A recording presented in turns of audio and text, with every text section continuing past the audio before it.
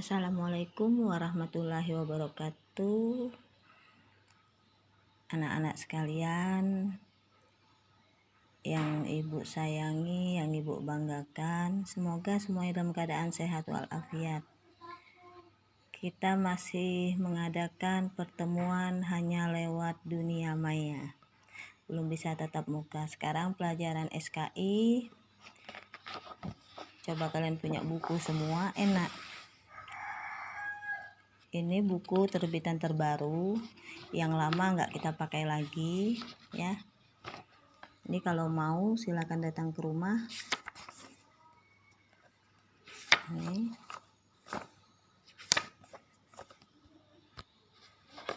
Kita lanjutkan materi kita, sejarah Islam di Indonesia. Ya. Ini kita lihat kondisi masyarakat Indonesia sebelum Islam sudah menganut agama atau kepercayaan secara geografis. Wilayah Indonesia terdiri dari beribu pulau, terbentang dari Sabang sampai Merauke. Cuman belum ada agama Islam waktu itu. Jadi agama Islam datang ke Indonesia itu merupakan bawaan dari para pedagang yang langsung datang dari Arab, Persia, Gujarat, dan Cina. Mereka datang ke Indonesia berdagang sambil berdakwah. Itu sudah ibu jelaskan pada pertemuan kedua kalau tidak salah. Ya. Sekarang kita lihat ini. Kita lanjutkan. Dan sambil diingat juga ya, yang belum ngumpul tugas nggak ada nilai berarti. Kalau kalian ngumpul tugas, langsung ibu absen di tugas kalian. Nah, kondisi masyarakat Indonesia sebelum Islam, kondisi sosial budaya. Penduduk Indonesia terdiri dari berbagai suku bangsa, masing-masing daerah mempunyai corak seni, budaya, dan bahasa beragam. Contohnya, kayak kita yang di Kalimantan Timur, bukan mayoritas orang Dayak, orang Kutai, tetapi berbagai suku. Ada Bugis, ada Banjar, ada Jawa, ada orang Papua, ada orang NTT. Ya. Itu berbagai bahasa, berbagai budaya. Nah, karena kita satu, bahasa kita yaitu bahasa Indonesia. Kalau kita menggunakan bahasa masing-masing, nanti banyak yang artinya berbeda. Seumpama begini, orang Kutai bilang ambung, orang Jawa bilang ambung bukan artinya lagi. Ambung itu lempar, tapi kalau orang Jawa ambung itu cium, kan berbeda. Nah, disitulah indahnya bahasa Indonesia. Habis itu yang kedua, B-nya. Kondisi agama atau kepercayaan. Masyarakat yang tinggal di Indonesia sebelum Islam sudah mengenal agama atau kepercayaan. Mereka sudah memeluk agama Hindu, Buddha, ya, dan sebagainya. Menganut kepercayaan Kapitaya. Agama Hindu lahir di India sekitar tahun 1500 sebelum Masehi dengan kitab Weda. Adapun agama Buddha dengan kitab suci Tripitaka itu lahir di India kurang lebih tahun 500 sebelum Masehi. Itu mereka menganut atau memuja bermacam-macam Sangyang Taya. Kalau mereka bilang dewa, puji dewa Siwa, dewa Wisnu, dan macam-macam, itu orang Hindu Buddha. Nah, tapi kalau di dalam Islam itu dijadikan para malaikat. Bagi kita menyebutnya malaikat. Mereka enggak. Tuh, mereka bilang dewa. Habis itu yang C, kondisi perekonomian. Penduduk Indonesia sebelum Islam memiliki berbagai mata pencarian. Di antara mereka ada yang berdagang, bercocok tanam, bertani, serta berlayar atau menjadi nelayan. Sampai sekarang juga masih ada di Indonesia. Kalau tidak ada petani, mana ada para pejabat bisa makan? Mana bisa para pejabat sambil ngantor, sambil nanam padi, ya kan? Kalau tidak ada nelayan, mana bisa kita para guru makan ikan? Mana bisa sambil ngajar kalian sambil mancing? Habis nanti kalian bubar semua. Ya tuh ya. Jadi kondisi perekonomiannya bermacam, ada bertani, berdagang, beternak. Habis itu kondisi sosial politik. Sebelum Islam datang ke Indonesia pada abad ke-7 hingga ke-12, Sriwijaya mengalami masa kejayaan baik dalam bidang politik, sosial maupun ekonomi. Kejayaan yang dialami Sriwijaya sangat ditentukan oleh letak wilayahnya sebagai kerajaan maritim. Dalam hal ini Sriwijaya merupakan bagian dari jalur perdagangan internasional. Maksudnya jadi jalur perdagangan internasional, pusat perdagangan, pusat kekuasaan. Sriwijaya itu memiliki tempat yang strategis, ya, di mana para pedagang atau para pelayar pasti singgah. Ya, dikunjungi oleh pedagang dari Persia, Arab, dan Tiongkok. Namun memasuki abad ke-13, Sriwijaya menunjukkan tanda-tanda kemunduran. Kekayaan alamnya sudah tidak lagi menghasilkan dan kalah dengan Pulau Jawa. Kekayaan alam mereka itu kayak palawija ya, marica, cengkeh, itu diekspor, dibeliin oleh para pedagang. Nah, habis itu kondisi suku bangsa. Kondisi suku bangsa, masyarakat Indonesia memiliki suku bangsa yang beragam. Keragaman tersebut terbentuk oleh jumlah suku bangsa yang mendiami berbagai daerah yang tersebar dari Sabang sampai Merauke. Sekarang kita timur-timur, nggak ada lagi ya, lepas sudah. Setiap suku bangsa mempunyai corak seni, budaya, dan bahasa masing-masing. Berbagai perbedaan itu membentuk keanekaragaman suku bangsa. Seperti yang Ibu sebutkan tadi, kita berbeda tetapi tetap sama di bawah naungan bangsa Indonesia, ya. Habis itu masuknya Islam ke Indonesia. Ingatin, ini nanti sambil kalian dengarkan, sambil kalian catat ya. Masuknya Islam ke Indonesia secara umum, agama Islam masuk ke Indonesia melalui jalur utama sebagaimana akan diuraikan berikut. Yang pertama yaitu perdagangan. Pedagang dari Arab, Persia, dan India. Ya. Tuh. Habis itu ada 3 faktor yang menyebabkan Indonesia dikenal oleh bangsa-bangsa lain.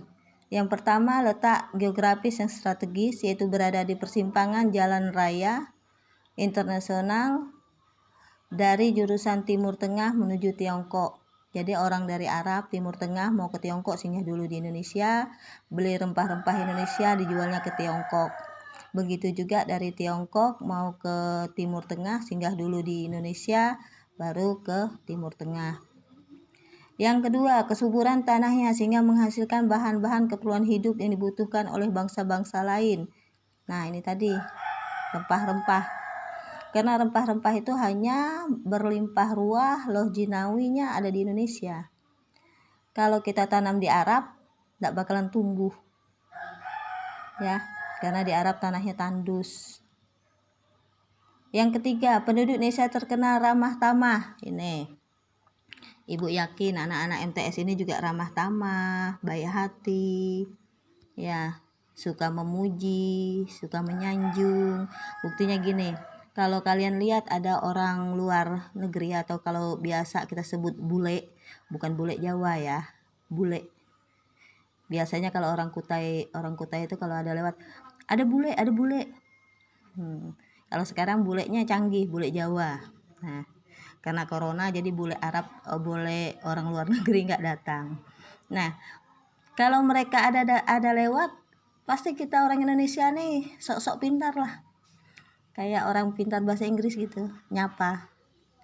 Nah, tuh ramah tamahnya orang Indonesia. Orang datang juga nggak dikenal kalau nanya, Dek, alamat Ibu Dayang itu di mana ya? Oh iya, itu Ibu Dayang tinggalnya di Islamik dekat MTS. Padahal kan nggak kenal dengan orang yang nanya siapa. Tapi itulah ramah tamahnya bangsa Indonesia. Yang kedua, perkawinan. Dari sudut pandang ekonomi, para pedagang muslim memiliki status sosial yang lebih tinggi dan unggul daripada kebanyakan masyarakat pribumi. Hal ini berakibat penduduk pribumi, terutama putri-putri bangsawan, tertarik untuk menjadi istri para saudagar tersebut. Nah, sebelum mereka menikah, para saudagar itu pintar. Mereka meminta para putri-putri bangsawan tadi kalau mau menikah sama mereka, memeluk agama Islam atau mengucapkan 2 kalimat syahadat.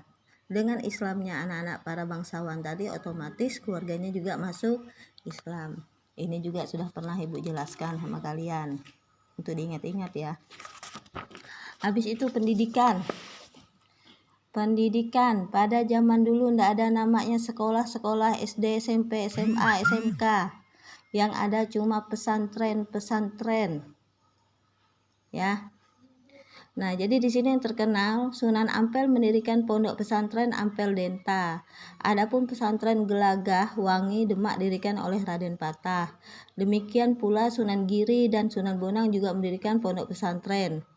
Di pesantren atau pondok tersebut calon ulama, guru, dan kiai mendapat pendidikan agama. Setelah keluar dari pesantren, mereka pulang ke kampung masing-masing atau berdakwah ke tempat tertentu untuk mengajarkan agama Islam. Jadi agama Islam ini masuk ke Indonesia juga lewat dakwah-dakwah para orang-orang pandai cendekia tadi itu yang balik ke kampungnya ya. Yang keempat, seni budaya. Saluran penyebaran Islam melalui kesenian yang paling terkenal adalah pertunjukan wayang.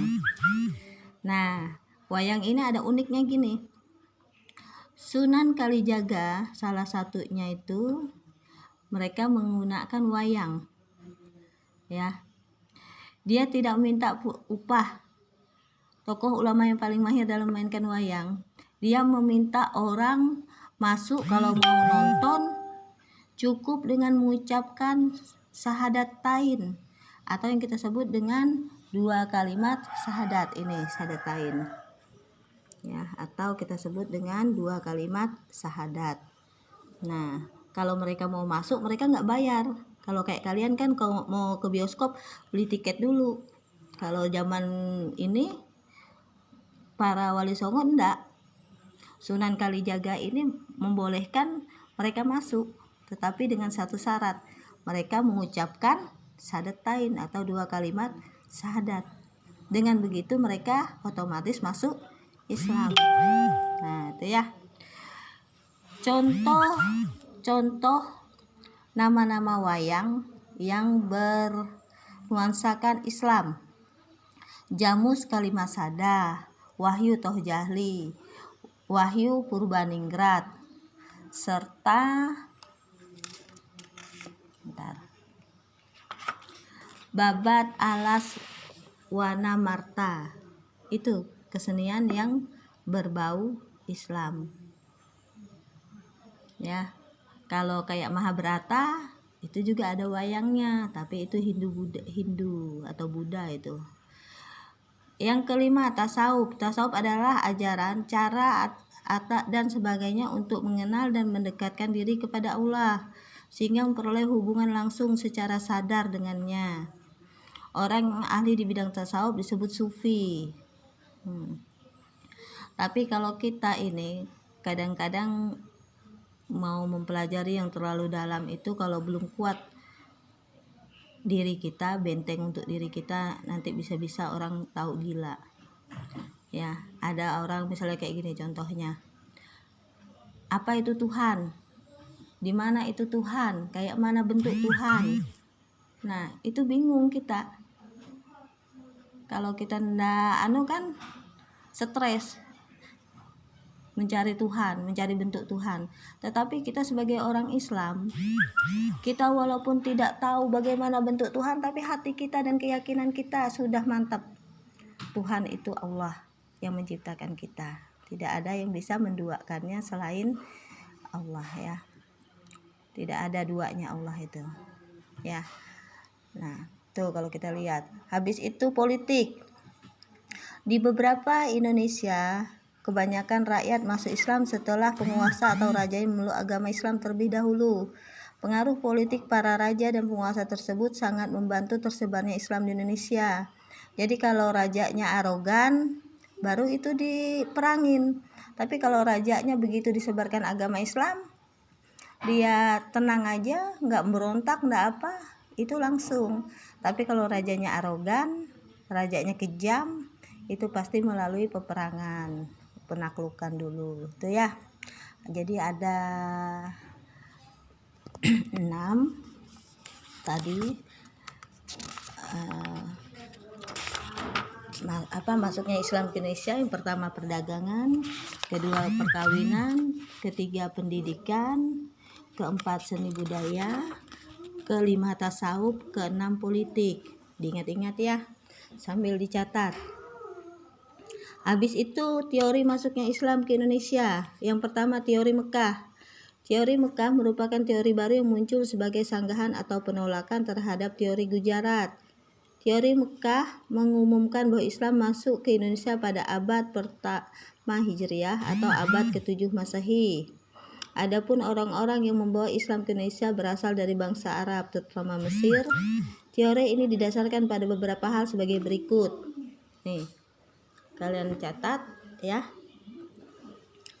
Nanti sambil kalian lihat, kalian catat tuh teori Mekah. Setelah itu teori Persia. Ini teori Persia. Teori Persia berpendapat bahwa Islam masuk ke Indonesia pada abad ke-5 dengan dibantu oleh bangsa Persia, sekarang menjadi bangsa negara Iran. Teori Persia didasarkan pada banyaknya kesamaan antara budaya Persia dengan masyarakat Indonesia, diantaranya sebagai berikut. Peringatan 10 Muharram atau Hari Asyura. Nah, sekarang kita bulan Muharram ini. Ya. Kamis tadi tanggal 1, Jumat tanggal 2, sekarang tanggal 3 Muharram. Nah, yaitu memperingati meninggalnya Husain bin Ali, cucu Nabi Muhammad SAW, disampaikan yang sangat dihormati oleh kaum Syiah. Tetapi ini salah. Muharram itu diperingati oleh kaum Syiah. Ini ingat, Syiah. Islam Irak. Kenapa mereka memperingatin? Karena Husain bin Ali, cucunya Nabi Muhammad SAW ini, mereka bantai di Karbala, mereka bunuh. Ya.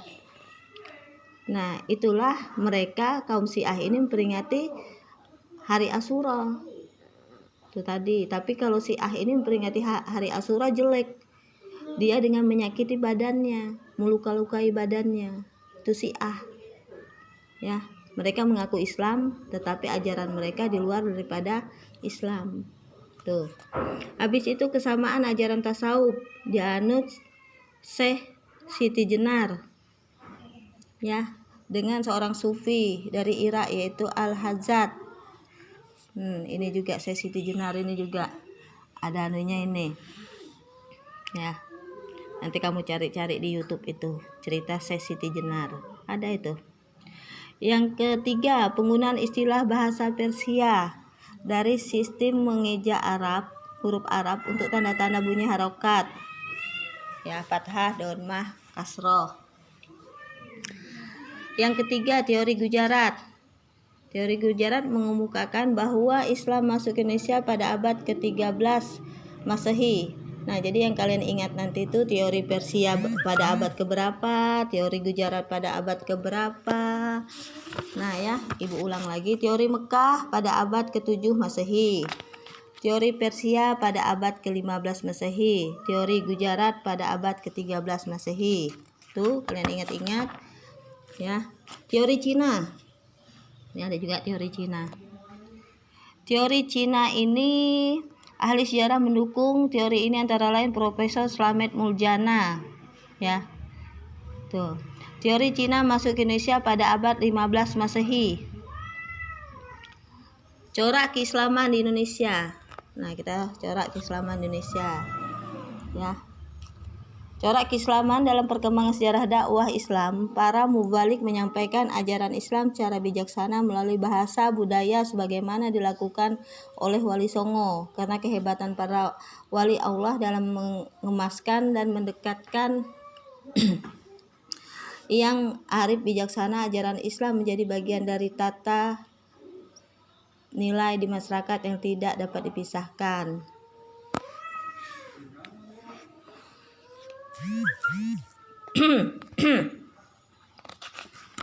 Ya, kita lihat tadi corak keislaman Indonesia. Balik lagi ke ilmu pengetahuan politik yang A, seni budaya, pendidikan. Ini berbagai corak tadi. Perekonomian.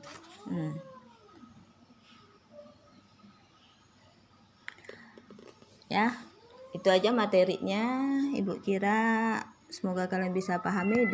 Dengarkan ya, dengarkan, dicatat di otak kalian, dicatat di buku kalian biar kalian ingat. Nanti kita pasti ada ulangan, walaupun kita tidak ada tatap muka. Ini kalian simpan sebagai bukti kalian ya. Ingatin, belajar walaupun lewat dunia maya kayak gini, tetap kalian harus aktif. Nah, ini sebenarnya kita ada diskusi, tapi namanya kita kayak gini nggak bisa, cuman nanti ibu minta ya, ini yang materi diskusi ini materi diskusi, tolong nanti kalian cari jawabannya. Yang pertama, kondisi masyarakat Indonesia sebelum Islam. Yang kedua, proses sejarah Islam masuknya ke Indonesia. Yang ketiga, menebarkan kedamaian Indonesia. Yang keempat, teori tentang masuknya Islam di Indonesia. Yang kelima, corak Islam di Indonesia. Itu aja yang kalian catatin. Nanti kumpul ke ibu ya. Yang ini materi diskusi ini yang kalian kumpul nanti. Ya, materi diskusi yang kalian kumpul. Cuma di situ bukan materi diskusi namanya, tugas pribadi. Kalau kalian kumpul langsung ke WA pribadi, nggak ada di grup. Nanti setelah ini grup ibu kunci ya.